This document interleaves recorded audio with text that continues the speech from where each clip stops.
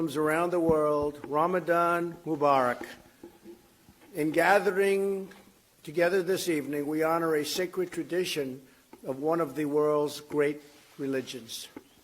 For the Islamic faithful, the iftar dinner marks the end of the daily period of fasting and spiritual reflection that occurs throughout the holy month of Ramadan. Iftars mark the coming together of families and friends to celebrate a timeless message of peace, clarity, and love. There is great love. It's a moment to call upon our highest ideals and to give thanks for the many blessings we enjoy. Thank you very much. Tonight we give thanks for the renewed bonds of friendship and cooperation we have forged with our valued partners from all across the Middle East.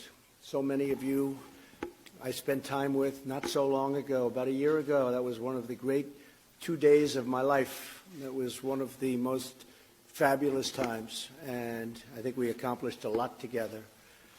Only by working together can